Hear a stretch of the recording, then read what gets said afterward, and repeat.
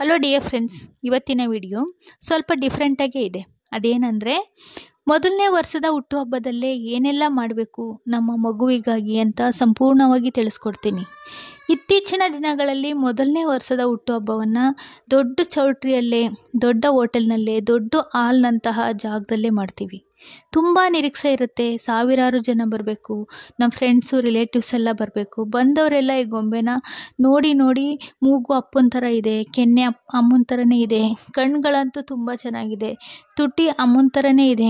ಮಗುವಿನ ಪ್ರತಿಯೊಂದು ಭಾಗವನ್ನು ಮುಟ್ಟಿ ಮುದ್ದಾಡಿ ಮುತ್ತು ಕೊಟ್ಟು many many happy returns of the day, happy birthday ಮುತ್ತು ಅಂತ ಹೇಳ್ತೀವಿ. ಅದೇ ರಾತ್ರಿ ಆ ಮಗುಗೆ ಏನಾಗುತ್ತೆ ಗೊತ್ತಾ? ಮಗು ರಾತ್ರಿ ಎಲ್ಲ ನಿದ್ರೆ ಮಾಡದೆ ಅಳ್ತಿರತ್ತೆ.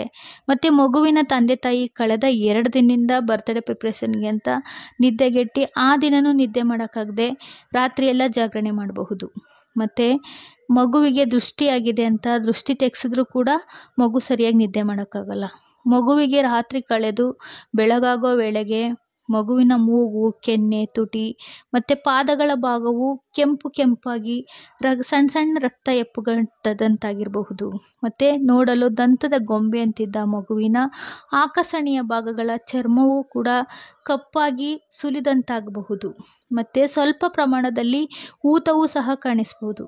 ಇದ್ರ ಜೊತೆಗೆ ಇದೆಲ್ಲ ನೋವಿನ ಜೊತೆಗೆ ಮಗುವಿಗೆ ಜ್ವರ, ಸ್ವಲ್ಪ ನರಳಾಟ, ಅಳ್ತಾ ಇರೋದು ಹೆಚ್ಚಾಗಬಹುದು. ಮತ್ತು ಚರ್ಮದ ಸೋಂಕಾಗಿರಬಹುದು. ಮಗುವು ಮೊದಲಿನ ಸ್ಥಿತಿಗೆ ಬರಲು 1-2 kg 1 ತಿಂಗಳಲ್ಲಿ ಕಡಿಮೆ ಆಗಬಹುದು. ಮತ್ತು ಯಾಕಂದರೆ ಮಗುವಿನ ವರ್ಷದ ಹುಟ್ಟುಹಬ್ಬದ ದಿನ ಇಂತಹ ಕಾರ್ಯಕ್ರಮದಂದು ಸಾಮಾನ್ಯವಾಗಿ ಮಗುವಿನ ಆಕರ್ಷಣೀಯ ಮತ್ತು ಅತ್ಯಂತ ಮೃದುವಾದ ಭಾಗಗಳನ್ನ ಹೆಚ್ಚಿನ ಜನರು ಮುಟ್ಟುವುದರಿಂದ, ಸವರುವುದರಿಂದ ಮತ್ತು ಎಳೆಯುವುದರಿಂದ ಆ ಭಾಗದಲ್ಲಿನ ಎಳೆಯ ಮತ್ತು ಮೃದುವಾದ ಚರ್ಮವು ಸೋಂಕು ಆಗೋದಂತೂ ನಿಜ. ಅಲ್ಲದೆ ಆ ದಿನ ಮಗುವು ಒಂದು ದೊಡ್ಡ ಜನ ಸಮೂಹವನ್ನೇ, ಅಬ್ಬರದ ಮಾಲಿನ್ಯವನ್ನೇ ಮೊದಲ ಬಾರಿಗೆ ಗಮನಿಸುವ ದಿನ ಅದು.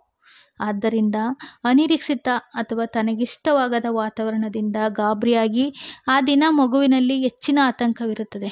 ಹಾಗಾಗಿ ಸರಿಯಾಗಿ ನಿದ್ರೆ ಮಾಡೋಕ್ಕಾಗಲ್ಲ. ಹಾಗಾಗಿ ಬೆಚ್ಚುತ್ತಿರ್ತದೆ, ಬೆವರೋದು, ನಡುಗೋದು ಮತ್ತು ಮೈ ಬಿಸಿ ಆಗ್ತಿರುತ್ತೆ. ಮಲಮೂತ್ರ ವಿಸರ್ಜನೆ ಅಲ್ಲೇ ಮಾಡಿಕೊಳ್ಳೋದು ಮತ್ತು ವಾಂತಿ ಮಾಡಿಕೊಳ್ಳೋದು, ಜೋರಾಗಿ ಕಿರ್ಚೋದು, ಇನ್ನೂ ಮುಂತಾದ ನೋವಿನ ಆಗ್ತಿರುತ್ತೆ. ಬರ್ತ್ಡೇ ದಿನ ಮಗುವಿನ ಬಗ್ಗೆ ಯಾವ ರೀತಿ ವರ್ತಿಸಬೇಕು ಗೊತ್ತಾ? ಮೊದಲನೇದಾಗಿ ಮಗುವಿನ ಮೊದಲನೇ ಬರ್ತ್ಡೇ ಅಂತಹ ಕಾರ್ಯಕ್ರಮಗಳನ್ನ ಹಮ್ಮಿಕೊಳ್ಳುವ ದಿನದಂದು ಅಥವಾ ಹಿಂದಿನ ದಿನ ಮಗುವಿಗೆ ಯಾವುದೇ ರೀತಿಯ ವ್ಯಾಕ್ಸಿನ್ಸ್ ಆಗಲಿ, ಡ್ರಾಪ್ಸ್ ಆಗಲಿ ಹಾಕಿಸ್ಬಾರ್ದು. ಯಾವುದೇ ಕಾಯಿಲೆಗೆ ಸಿರಪ್ ಅಥವಾ ಚಿಕಿತ್ಸೆ ಪಡಿತಿರಬಾರ್ದು. ಆರೋಗ್ಯವಾಗಿದ್ದರೆ ಸರಳವಾಗಿ ಖುಷಿಯಾಗಿ ಸೆಲೆಬ್ರೇಟ್ ಮಾಡಬಹುದು. ಕಾರ್ಯಕ್ರಮದ ಹಿಂದಿನ ದಿನ ರಾತ್ರಿ ಮಗುವಿಗೆ ಹೆಚ್ಚಿನ ನಿದ್ದೆ ಮಾಡಲು ಅವಕಾಶ ಕಲ್ಪಿಸಿರಬೇಕು. ಯಾವುದೇ ಕಾರಣಕ್ಕೂ ಮಗುವಿಗೆ ಅಲಂಕಾರಕ್ಕಾಗಿ ಹೆಚ್ಚಿನ ಕ್ರೀಮ್ ಆಗಲಿ, ಪೌಡ್ರ್ ಆಗಲಿ, ಪರ್ಫ್ಯೂಮ್ ಆಗಲಿ ಬೇರೆ ಏನನ್ನೂ ಬಳಸಬಾರ್ದು. ಹೊಸದಾಗಿ ತಂದಿರುವ ನೈಲಾನ್ ಅಥವಾ ಹೆಚ್ಚು ಬಣ್ಣ ಹಾಗೂ ಮಿಂಚು ಮಿಣುಮಿಣು ಅನ್ನುತ್ತಿರುವ ಬಟ್ಟೆಗಳನ್ನ ಧರಿಸೋ ಮೊದಲು ಒಮ್ಮೆ ಆದರೂ ವಾಶ್ ಮಾಡಿ, ಅದು ಸುಂದರವೆನಿಸುವ ಡ್ರೆಸ್ಗಳನ್ನೇ ಆಗಲಿ ಅದನ್ನೇ ಐರನ್ ಮಾಡಿ ಹಾಕ್ಬೋದು. ಬಟ್ ಹೊಸ ಬಟ್ಟೆಗಳನ್ನ ವಾಶ್ ಮಾಡಿ ಅದನ್ನು ಐರನ್ ಮಾಡಿ ಹಾಕಿ. ಮತ್ತು ಕಾರ್ಯಕ್ರಮದಲ್ಲಿ ಹೆಚ್ಚು ಕಾಲ ಮಗುವನ್ನು ತನ್ನ ತೋಳು ಮತ್ತು ಹೆಗಲ ಮೇಲೆ ಇರಿಸಿಕೊಳ್ಳುವ ತಾಯಿ ಆಗ್ಬೋದು ಅಥವಾ ಯಾರಾದರೂ ಸಹ ಇದನ್ನೆಲ್ಲ ಪಾಲಿಸೋದು ತುಂಬ ಒಳ್ಳೆಯದು. ಮಗುವಿಗೆ ಜಾಸ್ತಿ ಮಿಂಚು ಮಿಣುಗುವ ವಿದ್ಯುತ್ತದು ದೀಪಾಲಂಕಾರಗಳೆಲ್ಲ ಇರುತ್ತಲ್ಲ, ಅದ್ರ ಹತ್ರ ಹೆಚ್ಚು ಕಾಲ ಇರಬಾರ್ದು. ಲೈಟ್ಸ್ಗಳ ಹತ್ರ ಜಾಸ್ತಿ ಮಗುನ ಎತ್ಕೊಂಡಿರಬಾರ್ದು. ಮತ್ತು ಸಾವಿರಾರು ಸಂಖ್ಯೆ ಫೋಟೋಗಳನ್ನ ಕ್ಲಿಕ್ಕಿಸಲೇಬಾರ್ದು. ಫೋಟೋಗಳು ಜಾಸ್ತಿ ತೆಗಿಬಾರ್ದು. ಮಗುವು ಕಂಫರ್ಟೇಬಲ್ ಆಗಿ ಮಲಗಿರಬೇಕು ಅಥವಾ ಕುಳಿತಿರುವಾಗ ಸಾಧ್ಯವಾಗುವಂತೆ ಆ ಥರ ಆಗಿರುವಾಗ ಫೋಟೋ ತಗೋಬೋದು. ಹೆಚ್ಚು ಸಮಯ ಮಗುವನ್ನು ಎತ್ಕೊಂಡು ದೇಹವನ್ನು ಒತ್ತೋದು, ಕೆನ್ನೆಗಳನ್ನ ಮುಟ್ಟೋದು, ಕೈಕಾಲುಗಳನ್ನ ಮಡಿಸೋದು, ಹಿಚ್ಕೋದು ಇನ್ನೂ ಮುಂತಾದವುಗಳನ್ನ ನಿಯಂತ್ರಿಸಲೇಬೇಕು. ಯಾಕಂದರೆ ಮಗುಗೆ ಮತ್ತು ಅತಿಥಿಗಳಿಗೆ ಒಂದು ಕಿವಿ ಮಾತು. ಮೊದಲನೇ ವರ್ಷದ ಬರ್ತ್ಡೇ ಅಂತಹ ಫಂಕ್ಷನ್ಗಳಲ್ಲಿ ಜನರು ಹೆಚ್ಚಿನ ಸಂದರ್ಭಗಳಲ್ಲಿ ಮಗುವನ್ನು ಎಷ್ಟೇ ಪ್ರೀತಿ ಇದ್ದರೂ ಮುದ್ದಾಕೊಂಡ್ರೂ ಮುಟ್ಟದೆ ತಮ್ಮ ಪ್ರೀತಿ ಆರೈಕೆಯನ್ನು ಸಲ್ಲಿಸಬೇಕು. ಎಲ್ಲರೂ ಮುಟ್ಟಿ ತಟ್ಟಿ ಮಾತಾಡಿಸೋದ್ರಿಂದ ಆ ಮಗುವಿಗೆ ದೈಹಿಕವಾಗಿ ಆಯಾಸವಾಗ್ತಿರುತ್ತೆ. ಅಷ್ಟೇ ಅಲ್ಲ, ಹಲವು ರೀತಿಯ ಸೋಂಕುಗಳು ಕೂಡ ಆಗ್ತಿರುತ್ತೆ. ಹಾಗೊಂದು ವೇಳೆ ಮುಟ್ಟಲೇಬೇಕಿದ್ದವರು ಕೂಡ ತಮ್ಮ ಕೈಗಳನ್ನ ಸೋಪಿನಿಂದ ಸ್ವಚ್ಛವಾಗಿ ತೊಳೆದು ನಂತರ ಮಗುವನ್ನು ಮೃದುವಾಗಿ ಮುಟ್ಟಬೇಕು. ಮಗುವಿನ ಬರ್ತ್ಡೇ ಗಿಫ್ಟ್ ಎಂದು ನೀವು ಆಟಿಕೆಗಳನ್ನ ಖರೀದಿಸುವಾಗ ಸ್ವಲ್ಪ ಎಚ್ಚರಿಕೆ ವಹಿಸಿ. ಯಾಕಂದರೆ ಮಾರುಕಟ್ಟೆಯಲ್ಲಿ ಹೇರಳವಾಗಿ, ಅಗ್ಗವಾಗಿ ಮತ್ತು ಅತ್ಯಂತ ಆಕರ್ಷಕವಾಗಿ ಕಾಣಸಿಗುವ ಆಟಿಕೆಗಳಲ್ಲಿ ಹೆಚ್ಚಿನ ಅಪಾಯಕಾರಿಯಾಗಿರುತ್ತವೆ. ಯಾಕಂದರೆ ಅಗ್ಗದ ಆಕರ್ಷಕ ಆಟಿಕೆಗಳಲ್ಲಿ ಹೆಚ್ಚಾಗಿ ಸೀಸದ ಅಥವಾ ಗಾಜಿನ ಪ್ರಮಾಣವಿರುತ್ತದೆ.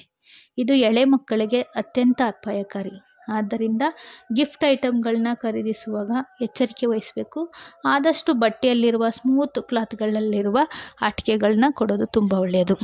ಅದ್ರ ಜೊತೆಗೆ ಬರ್ತ್ಡೇ ಮುಗಿದ ಬಳಿಕ ಏನು ಮಾಡಬೇಕಂದ್ರೆ, ಕಾರ್ಯಕ್ರಮವು ಮುಗಿದ ಕೂಡಲೇ ಮಗುವನ್ನು ಉಗುರು ಬೆಚ್ಚಗಿನ ನೀರಿನಿಂದ ಸ್ನಾನ ಮಾಡಿಸಿ ಮತ್ತು ಒಗೆದಿರುವ ಶುಭ್ರವಾದ ಕಾಟನ್ ಬಟ್ಟೆಯಿಂದ ಮೈಯೊರೆಸಿ, ಹಾಲುಣಿಸಿ ಮತ್ತು ಅತ್ಯಂತಹ ಬಟ್ಟೆಗಳನ್ನ ಕಂಫರ್ಟಬಲ್ ಬಟ್ಟೆಗಳನ್ನ ಒದಿಸ್ಬೇಕು. ಅತ್ಯಂತ ನಿಶ್ಶಬ್ದ, ತುಂಬ ನಿದ್ರಿಸಲು ಸೂಕ್ತವಾದ ಸ್ಥಳದಲ್ಲಿ ಮಲಗಿಸೋಕ್ಕೆ ಅವಕಾಶ ನೀಡಬೇಕು.